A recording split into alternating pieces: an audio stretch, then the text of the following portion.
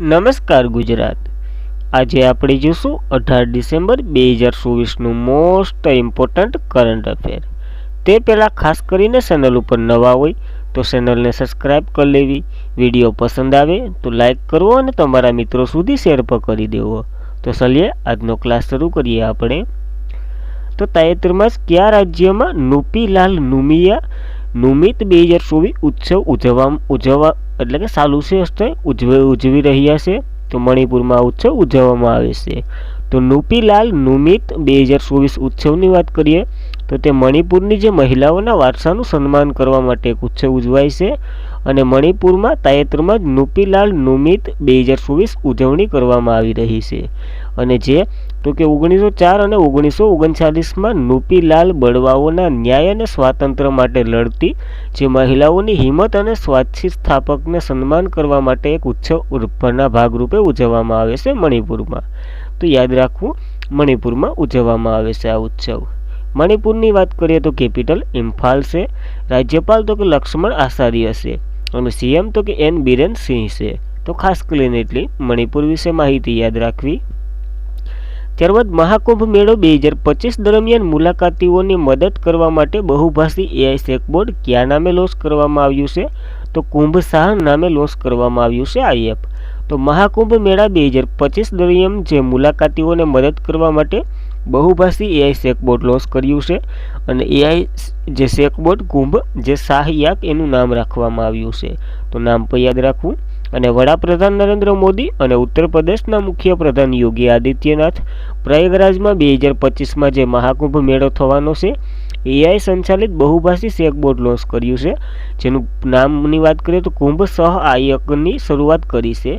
એટલે કુંભ સહાયક પૂરું નામ છે, ટૂંકમાં કુંભ સહાયક તરીકે ઓળખવામાં આવે છે। ચેકબોર્ડ તો કે યાત્રીઓને 24x7 એટલે કે 24 કલાક અને 7 દિવસ સલાહ આપશે। તો ખાસ કરીને આ પહેલ યાદ રાખવી। અને આ પહેલ તો કે ડિજિટલ મહાકુંભ જે વિઝનનો એક ભાગ છે। તો એટલી માહિતી યાદ રાખવી।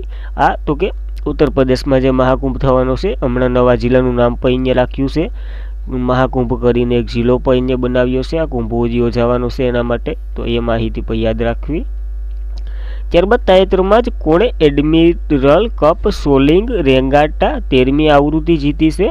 તો રશિયાએ આ 13મી આવૃત્તિ જીતી છે। તો ટીમ રશિયાએ એડમિરલ કપ રેલિંગ રેંગાટાની 13મી આવૃત્તિ જીતી। આ એડમિરલ કપ એ ભારતીય નૌકાદળ દ્વારા આયોજિત air force laser radium boat race છે, ટૂંકમાં રેસ છે અને રશિયાએ જીતી છે। તે કેરળ એન્ટિકુલમ બીચ પાસે આરબ સમુદ્રમાં યોજાઈ હતી, જ્યાં તો કે ઇન્ડિયન નેવલ એડમિરલ અને ઓમિન્સ સ્થિર આ યોજાઈ હતી ઇવેન્ટ। અને 13મો એડમિરલ કપ જે 9 થી 13 ડિસેમ્બર દરમિયાન એન્ટિકુલમ બીચ ખાતે યોજાયો હતો, જે કેરળમાં આવેલો છે અને ભારતીય નૌકાદળ દ્વારા 2010થી આને આયોજન કરવામાં આવે છે, એટલે કે પહેલો 2010માં યોજાયો હતો। આ વિજેતાઓની વાત કરીએ તો ટીમ એવોર્ડમાં તો કે લેફ્ટનન્ટ ગોલ્ડનોટ પેન્ડ ઇન્ડિયન અને સિન્ડી લોન્સિંગ પેલ નામનું યાદ રહે તો કંઈ નહીં, ખાલી દેશ યાદ રાખજો, રશિયાની ટીમે જીત્યો છે। વ્યક્તિગત પુરસ્કાર વિજેતાઓમાં વાત કરીએ તો પુરુષમાં એ પણ રશિયાના લેફ્ટનન્ટ ગોલ્ડનોવ પેન્ટ ઇલિનેસે જીત્યો છે, જ્યારે મહિલામાં તો કે ઇટાલીના કેમિલા બોર્નાબેએ જીત્યો છે। તો આ ટીમમાં વ્યક્તિગત પુરસ્કારોમાં બધી જોઈ લીધું આપણે। ત્યારબાદ મુંબઈએ કોને હરાવી અને 2024ની જે સૈયદ મુશ્તાક અલી ટ્રોફી જીતી છે? તો મધ્યપ્રદેશને હરાવીને આ ટ્રોફી જીતી છે। તો મુંબઈએ મધ્યપ્રદેશને હરાવી 2024ની સૈયદ મુશ્તાક અલી ટ્રોફી જીતી છે, જેના તો કે શ્રેયસ અય્યરની આગેવાની હેઠળ મુંબઈએ મધ્યપ્રદેશને હરાવ્યું, જે 2024-25નું સિઝન જે સૈયદ મુશ્તાક અલી ટ્રોફી જીતી છે। આનું આયોજન તો કે સિન્નાસ્વામી સ્ટેડિયમ જે બેંગ્લોર ખાતે આવેલું છે ત્યાં થયું હતું, જ્યારે સૈયદ મુશ્તાક અલી ટ્રોફી જે ભારતીય ક્રિકેટ કંટ્રોલ બોર્ડ એટલે કે બીસીસીઆઈ દ્વારા સંચાલિત એક આયોજન ચેમ્પિયન્સ એટલે કે દર વર્ષે યોજવામાં આવતી એક ઇવેન્ટ છે।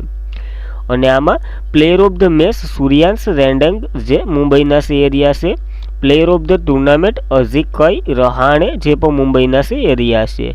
જ્યારે સૈયદ મુશ્તાક અલી ટ્રોફીની વાત કરીએ તો શરૂઆત આંતરરાષ્ટ્રીય એટલે કે T20 ટુર્નામેન્ટ તરીકે એનું નામ હતું, ત્યારથી શરૂઆત થઈ, પરંતુ 2009માં તેને બીજી આવૃત્તિ પહેલ BCCI દ્વારા તેનું નામ બદલી અને સૈયદ મુશ્તક અલી ટ્રોફી રાખવામાં આવ્યું છે. શા માટે? તો કે સૈયદ મુશ્તક અલી ટ્રોફી જે આક્રમણીય બેટિંગ માટે જાણીતા હતા અને વિદેશી ટેસ્ટ મેચ સદી ફટકારનાર પ્રથમ ભારતીય હતા, એટલા માટે એના નામના માન ઉપર આ નામ રાખવામાં આવ્યું હતું. જ્યારે સૌથી સફળ ટીમ તો કે તમિલનાડુ છે, 3 વખત જીતી ચૂક્યું છે. તો યાદ રાખવી આ માહિતી. સૈયદ મુશ્તક અલી ટ્રોફી યોજાઈ ગઈ. ત્યારબાદ કયા દેશના ડાર્ક ઈગર હાઇપરસોનિક મિસાઇલનું પરીક્ષણ કરવામાં આવ્યું છે? તો અમેરિકા એટલે કે યુએસનું છે. તો યુએસ શસ્ત્ર દળો દ્વારા ડાર્ક ઈગર હાઇપરસોનિક મિસાઇલનું પરીક્ષણ કરવામાં આવ્યું છે. જ્યારે યુએસ સૈન્યએ સફળતાપૂર્વક તેના લોંગ રેન્જ હાઇપરસોનિક વેપન જેનું પરીક્ષણ કર્યું, જેને તો કે ડાર્ક ઈગર તરીકે ઓળખવામાં આવ્યું, અને તેને આધુનિક યુદ્ધમાં નિર્માણ સંપત્તિ તરીકે જે મેદાનમાં લાવવાની નજીક લાવે છે, એટલે કે યુદ્ધ માટે એને બનાવવામાં આવ્યું છે. હમણાં જ ભારતે લગભગ હાઇપરસોનિક જે મિસાઇલ એનું લોન્ચિંગ કર્યું હતું આંધ્રપ્રદેશના શ્રીહરિકોટા ખાતે. તો તેનું નામ શું આપવામાં આવ્યું હતું? કોમેન્ટ કરી દો. ત્યારબાદ તાજેતરમાં જ કયો દેશ ઇન્ટરનેશનલ સોલાર એલાયન્સમાં સામેલ થનાર 105મો દેશ બન્યો છે? એટલે કે જોડાનાર 105મો દેશ કયો બન્યો છે? તો કે આર્મેનિયા તો 104મો હતો, મોલ્ડોવા બન્યો છે 105મો દેશ. તો જોઈએ તો તાજેતરમાં જ મોલ્ડોવા જે દેશ ઇન્ટરનેશનલ સોલાર એલાયન્સમાં સામેલ થનાર 105મો દેશ બન્યો છે, જ્યારે 104મો આર્મેનિયા હતો. ઇન્ટરનેશનલ સોલાર એલાયન્સની વાત કરીએ તો 2015માં જે COP21 યોજાઈ હતી, એ ભારત અને ફ્રાન્સ બંને દ્વારા આની રચના કરવામાં આવી હતી. મુખ્ય મથક તો કે ગુરુગ્રામ હરિયાણામાં આવેલું છે, અને ડીજી તો કે ડૉક્ટર અજય માથુર છે. માર્ચ 2025 પછી રિટાયર થવાના છે. તો આના નવા આવવાના છે આશિષ ખન્ના, જેની નામની જાહેરાત કરી દીધી છે. તો આ માહિતી એક વધારાની યાદ રાખવી. ત્યારબાદ પ્રથમ આંતરરાષ્ટ્રીય સૌર મહોત્સવનું આયોજન હમણાં જ નવી દિલ્હીમાં થયું હતું, અને આનું આયોજન ઇન્ટરનેશનલ સોલાર એલાયન્સ દ્વારા કરવામાં આવ્યું હતું. ઇન્ટરનેશનલ સોલાર એલાયન્સ 100મો પૂર્ણ સભ્ય પેરાગ્રેવ બન્યો હતો. 101મો નેપાળ બન્યો છે. જ્યારે ઇન્ટરનેશનલ સોલાર એલાયન્સનું 7મું સત્ર હમણાં જ નવી દિલ્હીમાં યોજાયું હતું, અને આ એક એવી સંસ્થા છે જેનું હેડક્વાર્ટર ભારતમાં આવેલું હોય, ગુરુગ્રામ હરિયાણામાં. જ્યારે ઇન્ટરનેશનલ સોલાર એલાયન્સ સૌર ઉર્જાનો ઉપયોગ કરવા માટે 2030 સુધીમાં 100 બિલિયન એકત્રિત કરવાનો લક્ષ્ય છે, એટલે કે ઉર્જા એકત્રિત કરવાનો લક્ષ્ય છે. તો આ વધારાનો પોઈન્ટ કરંટ અફેર સાથે યાદ રાખવો. ત્યારબાદ જોર્જિયાના નવા રાષ્ટ્રપતિ તરીકે કોણે શપથ લીધા છે? તો મિખાઇલ કાવેલાસીવીએ શપથ લીધા છે. બહુ અઘરા નામો છે. તો જોર્જિયાના ધારાસભ્ય એટલે કે ધારાસભાના શાસ્ત્રીઓએ નવા રાષ્ટ્રપતિ તરીકે વેસ્ટ મિખાઇલ કાવેલાસવીલીની નિમણૂક કરી છે, અથવા તો એને પસંદ કર્યા છે. અને ભૂતપૂર્વ સોકર ખેલાડી મિખાઇલ કાવેલાસવી શનિવારે જે ડિસેમ્બર 2024ના રોજ જોર્જિયાના રાષ્ટ્રપતિ બન્યા છે. પાર્ટીની વાત કરીએ તો પીપલ્સ પાર્ટી છે આની, તો યાદ રાખવી. જ્યારે જોર્જિયાની વાત કરીએ તો કેપિટલ તિલિસ છે. સ્થલન તો કે જોર્જિયન લારી છે, અને પીએમ તો કે ઇરાકલી કોર્બો ખિંદલ છે. બહુ અઘરા નામ છે, તો યાદ રાખવા રહે એટલા.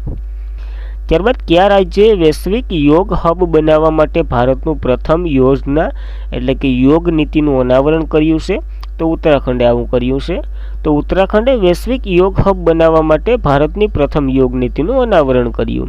અને ઉત્તરાખંડ જે દેવભૂમિ તરીકે પણ પ્રખ્યાત છે, જે તો કે રાજ્યએ વૈશ્વિક યોગ ગંતવ્યમાં પરિવર્તન કરવા હેતુથી સમર્પિત યોગ નીતિને અમલ કરવા પ્રથમ ભારતીય રાજ્ય બનાવવાની તૈયારીમાં છે. જ્યારે ઋષિકેશ પહેલ જે વિશ્વ યોગની રાજધાની તરીકે ઓળખવામાં આવશે હવેથી, એને એવું કીધું છે. તેને હવે આ યોગ નીતિ હેઠળ રાજ્યમાં 50 નવા યોગ અને વેલનેસ કેન્દ્ર સ્થાપિત કરવામાં આવશે, જે દરેક જિલ્લામાં મોડલ આયુષ ગામ વિકાસ કરવામાં આવશે. આવું બધી આ પહેલ અંતર્ગત કરવામાં આવશે. અને આ વર્ષે ઉત્તરાખંડ સરકારે દિલરાજપ્રીત કૌરને તેમના યોગ બ્રાન્ડ એમ્બેસેડર પર બનાવ્યા છે. તો એટલી માહિતી યાદ રાખવી. યોગ હબ બનવા જઈ રહ્યું છે ઉત્તરાખંડ. જ્યારે ઉત્તરાખંડની વાત કરીએ તો કેપિટલ દેહરાદૂન છે. સીએમ તો કે પુષ્કરસિંહ ધામી છે, અને ગવર્નર ગુરમીત સિંહ છે. તો ખાસ કરીને આ બેઝિક માહિતી યાદ રહેશે આઈ થિંક. ત્યારબાદ આવા જ થોડાક પ્રથમ રાજ્યો જોઈ લઈએ જે ચર્ચામાં હોય. તો સેમિકન્ડક્ટર માર્કેટ શરૂ કરનાર ગુજરાત પ્રથમ રાજ્ય હતું. રાજસ્થાન અંધત્વ નિયંત્રણ નીતિ લાગુ કરનાર પ્રથમ રાજ્ય બન્યું હતું. રાજસ્થાન બાયોફ્યુઅલ નીતિ લાગુ કરનાર પણ પ્રથમ રાજ્ય બન્યું હતું. નેશનલ એજ્યુકેશન પોલિસી 2020 લાગુ કરનાર પ્રથમ રાજ્ય કર્ણાટક બન્યું હતું. બિહાર ઇથેનોલ પોલિસી ધરાવતું પ્રથમ રાજ્ય છે. આઈજી નોટિનને મંજૂરી આપનાર હિમાચલ પ્રદેશ પ્રથમ રાજ્ય બન્યું હતું. અને રાજ્ય જે ઉત્તરાખંડ સન્માન નાગરિક દરજ્જો એટલે કે યુનિવર્સલ સિવિલ કોડ લાગુ કરનાર પ્રથમ રાજ્ય બન્યું હતું. આની પહેલાં હતું ગોવા હતું, પણ તે રાજ્ય નહોતું, ત્યારે કેન્દ્ર શાસિત પ્રદેશ હતું. ત્યારે આપણે ચર્ચા ઘણી કરી હતી આના વિશે, શા માટે ને બધી, તો એ જોઈ લેવો. ત્યારબાદ ફ્રેન્ચ સંચાલિત મેયોટમાં વિનાશ પેગરુ છોડ્યા પછી ચક્રવાત, કયું ચક્રવાત જે મોઝામ્બિકના લેન્ડફોલ એટલે કે મોઝામ્બિકમાં પણ વિનાશ કરી રહ્યું છે? તો પહેલાં ફ્રાન્સમાં આવ્યું, એટલે કે ફ્રાન્સનો એક વિસ્તાર છે, મેયોટામાં આવ્યું અને પછી મોઝામ્બિકમાં આવ્યું. તો આનું નામ તો કે સીડો ચક્રવાત છે. તો ફ્રેન્ચ સંચાલિત મેયોન્ટમાં વિનાશનું પેરું છોડ્યા, આના વિશે માહિતી લે. ચક્રવાત સીડો જે એક કેલરી 4 તોફાન મેયાન્ટો ફ્રેન્ચ વિદેશ વિભાગના વિનાશ વેર્યા પછી 15 ડિસેમ્બરે મોઝામ્બિક કાબો ડેલગાવ પ્રાંતનું કેપિટલ છે પેમ્બામાં લેન્ડફોલ કર્યું છે. ક્યાં? મોઝામ્બિકના કેપિટલ પેમ્બામાં લેન્ડફોલ કર્યું છે અને બહુ ખરાબ રીતે વિનાશ કર્યો છે. તો યાદ રાખવું, આ એક ચક્રવાત ચર્ચામાં છે. ત્યારબાદ 2024ના થોડાક ચક્રવાતો જોઈ લઈએ. તો સાનસાન ચક્રવાત જાપાનમાં આવ્યું હતું. એમ્પિલ એ પણ જાપાનમાં આવ્યું હતું. અલવારો જે મેડાગાસ્કરમાં આવ્યું હતું અને 2024નું પ્રથમ તરીકે ઓળખવામાં આવે છે. બંગાળની ખાડીમાં રેમલ આવ્યું હતું, જેનું નામ ઓમાને આપ્યું હતું. અર્થ હતો કે રેતી થાય. અસ્થના જે અરબ સમુદ્રમાં આવ્યું હતું, પાકિસ્તાન દ્વારા આનું નામ રાખ્યું હતું, જેનો અર્થ તો કે સ્વીકાર અથવા તો પ્રશંસીય થાય છે. સુપર ચક્રવાત યાગી જે ચીનમાં આવ્યું હતું, વિયેતનામે આનું નામ આપ્યું હતું અને ભારતે ઓપરેશન હાર્મિલિયા ચલાવ્યું હતું. જ્યારે હેલનની વાત કરીએ તો અમેરિકા, મિલ્ટન પણ અમેરિકામાં આવ્યું હતું.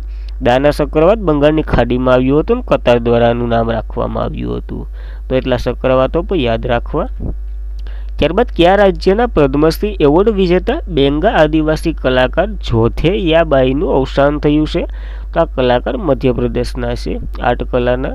તો પદ્મશ્રી એવોર્ડ વિજેતા બેંગા આદિવાસી કલાકાર જોથેયાબાઈનું અવસાન થયું છે. મધ્યપ્રદેશના જોથૈયાબાઈ પ્રખ્યાત બેંગા આદિવાસી કલાકાર 15 ડિસેમ્બર 2024ના રોજ 86 વર્ષની વયે અવસાન પામ્યા છે. અને બેંગા કલામાં તેમના યોગદાન માટે તેમને 2023માં પદ્મશ્રી એવોર્ડ પણ મળ્યો છે. તો ખાસ કરીને નામ થોડુંક ચર્ચામાં છે, પદ્મશ્રી જીતેલા છે, તો ચર્ચામાં તો હોય જ, તો યાદ રાખવું આ નામ પણ. અને આજના માટે એટલું જ હતું. ખાસ કરીને મિત્રો, જો વિડીયો પસંદ આવીએ તો લાઈક કરો, શેર કરો અને તમારા મિત્રો સુધી ચેનલને સજેસ્ટ કરો, જેથી તે સબસ્ક્રાઈબ કરી લે. તમે ન કરી હોય તો તમે પણ સબસ્ક્રાઈબ કરી લો. Thank you for watching this video. જય હિન્દ, જય ભારત.